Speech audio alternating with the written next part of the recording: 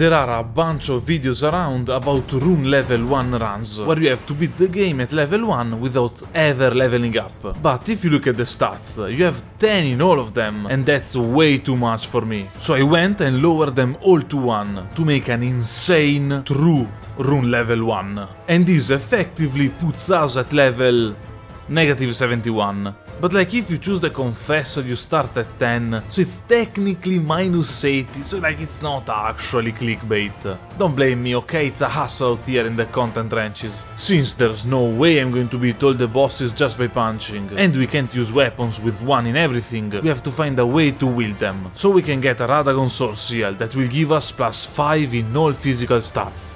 I'm going to get Vigor checked so hard in this run. Also, the Sword Seal means we take more damage, but like we are going to die in 1 hit anyway as soon as we step outside the starting area, and it's not like we have another way to use weapons. Now we have 6 in both strength and dexterity, but the dagger that has one of the lowest requirements in the game needs 9 dexterity. There's a way to circumvent this though. We can find the dexterity not tier, that when used will give us +10 dexterity. The catch is that it will only last 3 minutes, so we can get into a boss fight, but then we are on a timer. If it takes more than 3 minutes, the gig is over and we might as well leave.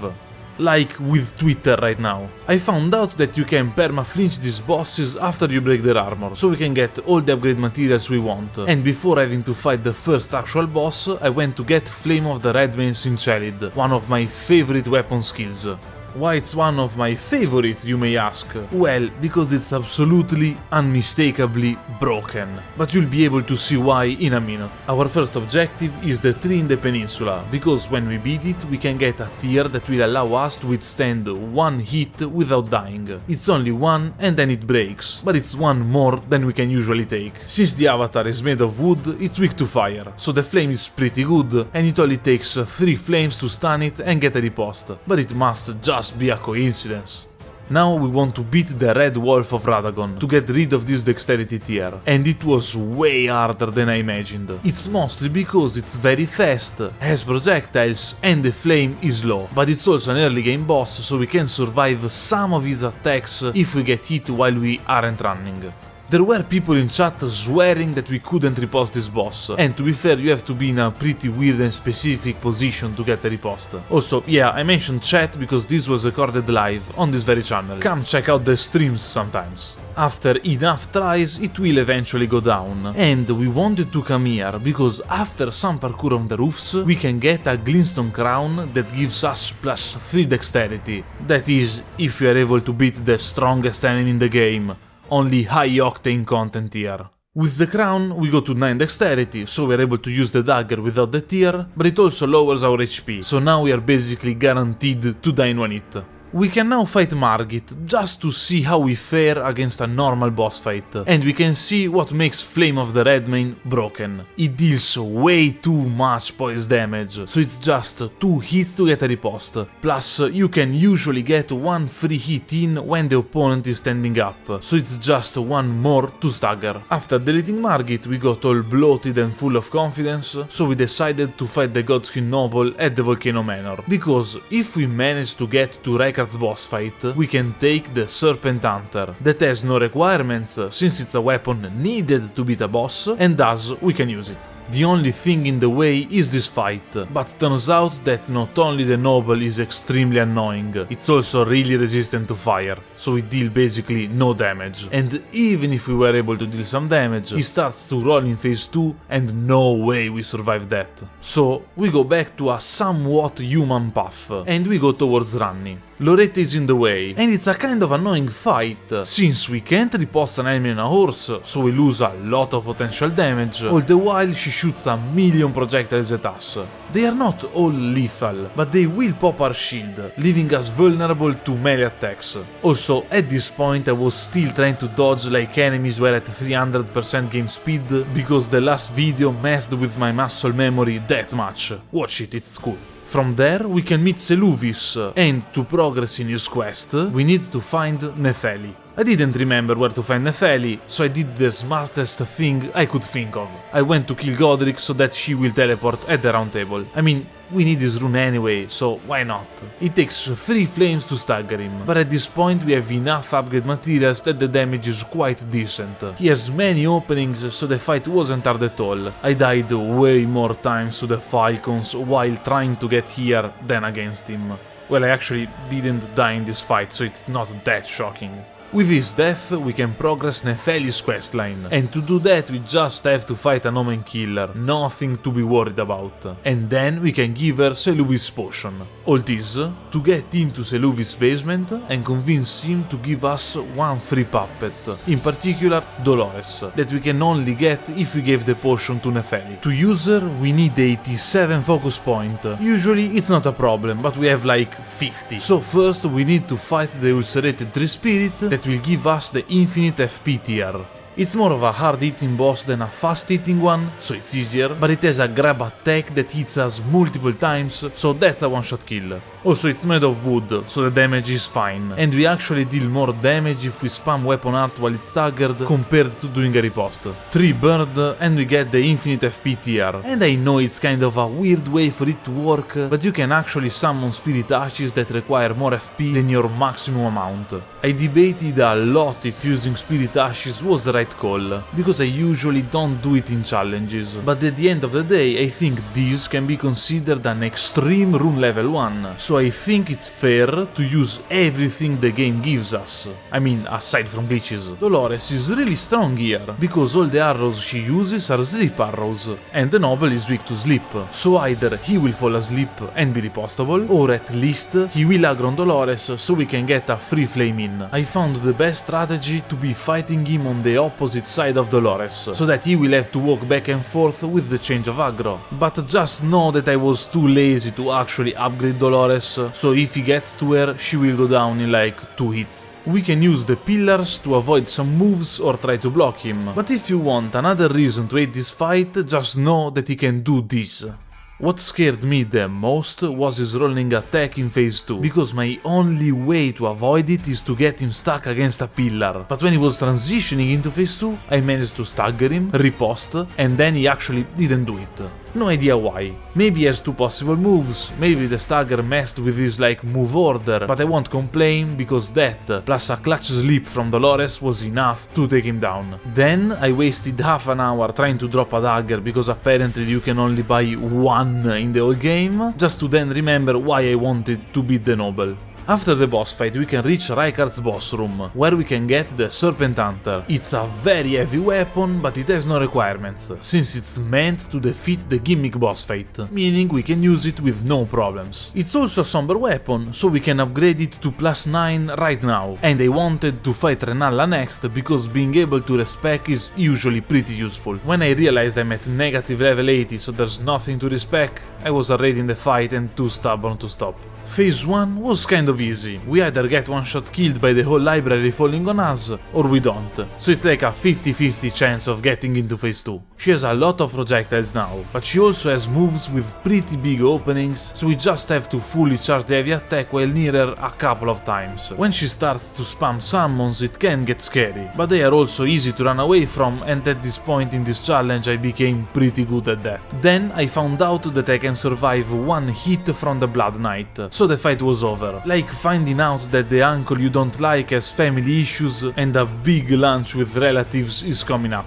It's time to enter the capital, so we have to beat the tree sentinel. I tried just poking them out with the serpent spear, but it wasn't working that well. And then I realized it's because my enemy is a knight with a horse, while I'm fighting all alone. So I went and rescued the rotten man's best friend, the rotten dog, and went in for round 2 on even odds. The idea now is that we just fight a bit getting the aggro up until the stray manages to rot them, and then we ditch the dog because I am no rotten man. Worst case scenario, I'll wear its ashes in diamond form on my uniform, I'll figure something out. We have to manage to drop the aggro while not dying, and I mean it's a thing that can happen really easily in this run, and then we just wait, hoping that the rot is enough to take them down. Peckwatch, Rip Bozo, You Want to Be Missed, etc, etc. The capital is basically parkour city with the occasional lightning strike, so after a couple of trials we can do it. But along the way there is a happy fellow that has a mask that gives us +2 strength. But even if I forgot about it now, there isn't like a major event in the game that will block me from getting it later, right? Up next is Godfrey, and I tried using the spear against him, but it's a bit too slow and too stamina hungry, so even if I had an opening, I got punished sometimes. That usually isn't that bad, but like I can only get it once in these fights. Also, that's probably the definition of not having an opening, now that I think about it. I went back to Flame of the Redmanes. The range helps out a lot, and not only walks around slowly, but if we stand at the right distance, he will always use the axe throwing attack, that is really easy to dodge and has a huge opening. It takes 3 hits to stagger, but we riposte with the spear because it has more raw stats, so it deals more damage. Morgoth is trying to stop us from proceeding into the game, and I have to say he's pretty good at it.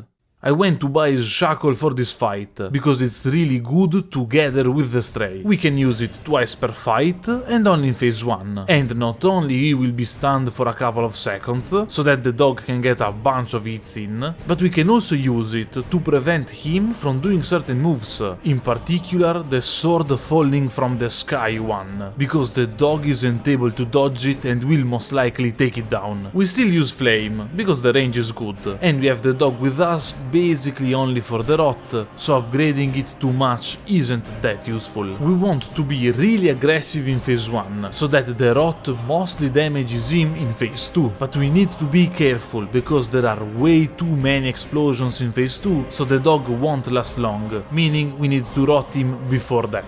Many of his attacks now have multiple hits or explosions, so we risk dying even with the TR active, and after that it's just a matter of getting a couple of staggers and running away when he's low so that the rot will do the work for us. One strong boss is done, but it's basically a gauntlet now, and it's going to get worse and worse. First though, we can get Okina's mask, that will give us +3 dexterity. It's basically the same as the helm we have now, but without the HP reduction. And then you can subscribe to the channel. I need some more for a challenge I wanna do and to inflate my ego, so please help me out here, thanks. I wanted to fight the fire giant next, but he was a wall, like no man on earth can make him fall. We didn't deal enough damage, the flames on the ground killed us easily, and even if we brought him into phase 2, we couldn't damage him then, so I needed something more. First, we have to fight Radan, and there are a bunch of problems in this fight. First of all, sometimes we just die getting there. His shotgun attack is inconsistent, and if it hits us we either die or at least lose the shield. Our weapon usually has a kind of a good range, but he is huge and his weapons are even bigger. So if we can hit him, it means he can hit us. He has a lot of poise, so staggering him is not easy, plus he can decide to just run around a bit, and if he does that, we lose all the poise damage we did up to that point. The boys are with us, and they are pretty useful, but sometimes his wings are so wide that they are not targeted at us, but will still hit us, and he even has a gravity dome attack that we can only dodge with a pretty tight timing, and outrunning it is almost impossible if you're close. In phase 2 the attacks are even harder to dodge, but sometimes we can survive the gravity dome, so there's that. And we can summon Jerren to help us out now, probably the best fighter along with Blide. We have so few openings now that we basically can only run away while dodging attacks, and we either get extremely lucky or we just keep on summoning the boys and hope that they manage to take him out. Eventually they will, but you have to stay alive to see that moment. He leaves a hole in the ground where we can have the easiest Mimic tier fight ever. Poor guy. We went towards Astel, and here I found out that if you roll a bit in the lake and get the rot not while in the water, but while on land, you will get much less rot damage. And by found out I mean chat told me about it. Big Shrimp can be a problem, because it has many long range attacks and even more AoE attacks, that normally wouldn't be that bad since they don't deal much damage, but obviously it's not the case here. It takes much more poise damage in the head, and that's also the same position we want to be to receive more Fang attacks, probably the less dangerous ones it can do, so at least we know where to stand. I tried a bit with the spear, but I got eaten alive a couple of times, so we keep using the flame. That and some faith to dodge the meteors, and it should be enough, since after every stagger we can get a free skill in, then ripost, then get another free skill. Big shrimp down, and we have to fight an invader, part of Ranni's quest, to access the next area. It's usually pretty tough, but the flame staggers him easily and has more range than him, so no worries. And now we have to fight a boss not yet seen in the Plateau Pictures cinematic universe, Alecto. We want to beat her because she will give us what is probably the strongest spirit ash in the game, but she has a ton of HP, fast reactions, multi-hit attacks, and incredibly long range. In short, it would be a nightmare even without us being at negative level 80. And we are. I had to die a lot before being able to develop a proper strategy, and then I realized that not only she gets staggered by just 2 flames, but if you buff her a skill right after the riposte, she will get hit by it 100% of the times, and we will be either able to dodge or she will jump away. So, if we can keep up the pressure, we can deal quite some damage, since it's just one more flame to stagger her again. But remember that we can only cast 5 skills before having to refuel, and that's with the talisman that lowers how much FP skills cost. Most of the time, we have to just run away and wait for a safe opening to hit. All this while dodging attacks, but my heart dropped when I saw the tier breaking by itself. It didn't come up yet, but the tier that gives us a 1-hit protection only lasts 3 minutes. So in a fight like this, where we can't choose when we want to be aggressive, it can and will break. Thankfully there are no super long fights with multiple phases like at the very end of the game. That would be a huge problem. Finally, Alecto falls and we get Black Knife Tish. This summon is what I meant when I said we needed something for the Fire Giant, because Tish has a lot of HP, can dodge attacks easily, and most importantly has a long range attack that deals damage in the thousands, that I'm pretty sure scales with the boss's max HP. It also grays out some of their HP, but they will recover it after a while, so it's not super relevant unless you beat them while the HP is reduced. Also, it doesn't work against the giant's first phase, no idea why. Just Tish isn't enough though. So, well, we brought Alexander because just me and Tish felt kind of awkward, and we switched our weapon skill to Bloody Slash. It recently got buffed, it deals bleed build up, and it has actually kind of a good damage potential in general, while the Fire Giant is resistant to the flame of the Red Mace. I know it sounds obvious, but it took me like way too many tries to realize that the Fire Giant is resistant to fire. And I switched it out. The Slash has a kind of unfortunate interaction though, in that it uses HP to work, and when we get hit with the protection tier, we don't actually take 0 damage, but like a very reduced amount, meaning that we can die even with the tier up if we are low and get smacked in the head by a giant shield. In phase 2, we start to pray, and we hope that Tish keeps on the aggression, since now the giant has way too many area attacks that are almost impossible to dodge while close to him, also because we summoned Alexander and we can't use the horse. Thankfully, Tish is a beast, and she takes him out while we cheer from the backlines. Melina tells us that her favorite health bars are actually shorter, the big ones scare her, and we have to fight everybody's favorite boss, the 2 guys in white robes. This fight has it all: ranged attacks, multi-hits, a phase transition that always kills us if we can't make him stuck behind a broken pillar, and it's so long that sometimes the tier will break by itself.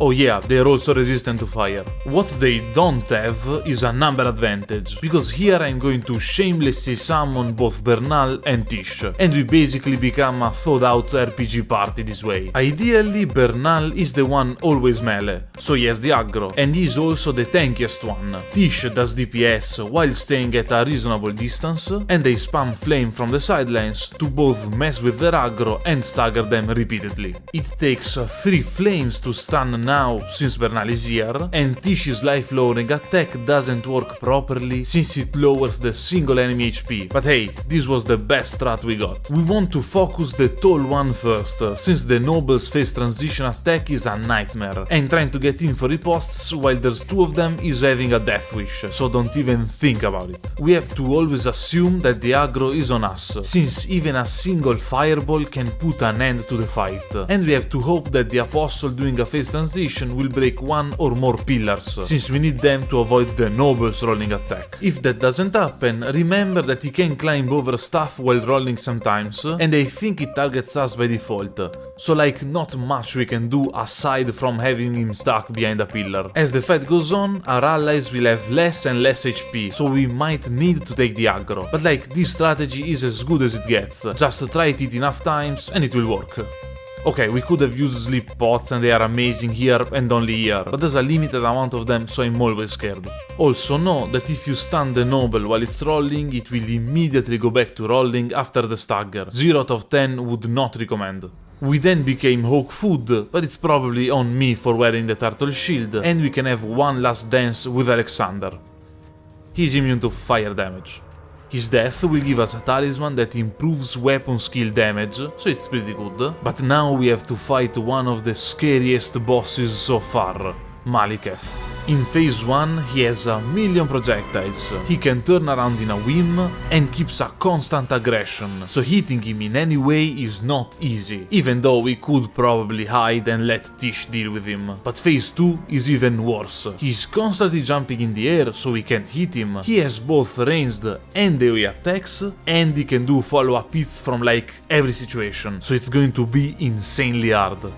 Or well, this is what I thought. And then I got 2 staggers in a row and killed him in the 3rd try. Beyblade Cat 0, some weak guy with a flame skill and a goth girl 1.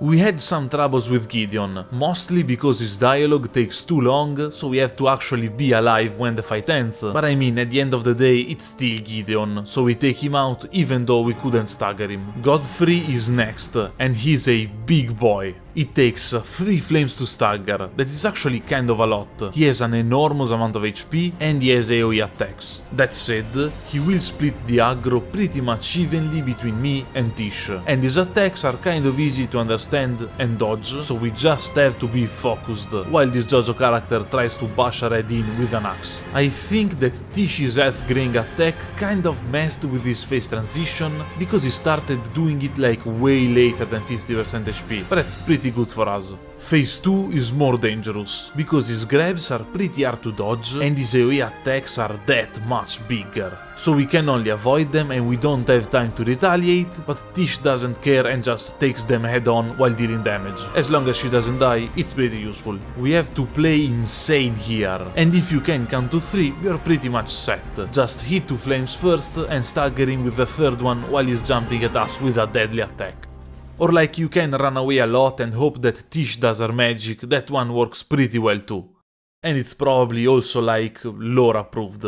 Now we have to face the by far hardest challenge yet, Radagon and the fish. We don't have enough resources or power to fight them, but I have one last ace up my sleeve. When we beat the Godskin duo, we got the Black Flame Tornado Ash of War, that is only usable on polearms and twin blades, but deals damage based on the opponent's max HP. Those weapons have pretty high requirements though, but there is one that we can almost use, the Short Spear, that needs 10 in both dexterity and strength. We have 6 in both, but in this game, if you equip a weapon with both hands, your strength score is increased by 50%, so we just need 7 or more to effectively have 10. Dexterity can be a problem, because we actually need to reach 10, but if we do a small section of Millicent's questline, we can get a talisman that will give us plus 5 dexterity, so with the Sorcial, that's a total of 11. The talisman slots are pretty useful though, and yes, there is a plus 5 strength one, but there is an helm that we can get that will give us plus 2 strength, and that's just enough. Only that it was in the capital, that is already full of ashes, so we can't get it anymore. Thankfully, there are 2 helms that do it, but the second one will lower our focus points by a decent amount. Still, it's better than one less talisman, so we'll have to suck it up. Now that we have the setup, we just have to deliver. And like, don't let kids 3 years old or younger watch this part, it's a choking hazard. It took like 4 hours to do this, because it's really hard and because the fish has an insanely annoying attack, but we'll get to it. In phase 1 we get in with our standard setup, Dagger with Flame, Okina Mask and most importantly, Tish. Radagon can decide to parry spells, and usually you can sneak one in before he raises his arm to block them, but the Flame is slow enough that if he decides to parry it, it won't connect, and he will usually retaliate with a small light rays that don't deal much damage, but we obviously can't survive them. He is pretty weak to fire though, so the damage is fine, and with 3 hits we get a riposte, but in this case to hit him while he's getting up we have to wait a bit, we can't just pre-jack it. Also, he can parry Tish's blade range attack, but it still damages him, so that's good. We want Tish to have the aggro most of the time, because he won't parry attacks directed towards his back, and we need to be super aggressive, because after about half HP, he will do a strong attack where he smashes his hammer on the ground 3 times, and that we can punish pretty well, but after it he will have some more moves, including a nasty teleport with an explosion, and in general bigger explosions for all attacks. So we want to kill him during or right after the big attack, and then we need to be ready. We want to switch the Okina Mask to the Strength one and the Talisman to the Dexterity one, because now most of our damage will be dealt with the Black Flame Tornado. Phase 2 begins and we need the 4 flames to stagger, so first we get close and use 2, then the fish will 100% of the time do the breath attack, so we go behind it and use 2 more. Then we switch to the short spear, 2-hand it, use the flame, and like now the actual fight begins. We switch back to the dagger, and now, for the remainder of the fight, if the fish decides to use Elden Stars, that's the attack where a bunch of light sphere things follow you, we are dead. They deal enough damage that we can't heal through it, so if you see it, that's GG, and I saw it like many times. Obviously, if we miss a dodge, we die, but it can also use various big explosion attacks that we can't actually dodge if we are too close, and the fight is long enough that sometimes the tier will break by itself and I get hit right after. In short, I died a million times here, and even if Tish kills it after we fall, it has a long enough death animation that it doesn't count. But like the idea that given enough monkeys and enough time, one of them eventually will write all of Shakespeare's works, after enough trials, the fish, and also Tish, will make a series of decisions that will let us have the perfect fight, making it look like it's incredibly easy. So I have to make a fail compilation right before it, as it doesn't make for a good ending. And yes, this is the ending, because they will most likely release a DLC, so hold me accountable for it. I will make a video beating all the Remembrance and DLC bosses after it drops. Subscribe to not miss it, and maybe even check it out live on this channel. So I'll say that you can beat Elden Ring at negative level 80, but we'll have to see for all the remaining Remembrances. I'll leave the closing remarks for that video. Also, I mean, maybe they will announce it at the Game Awards, shooting out there my prediction while huffing mad opium.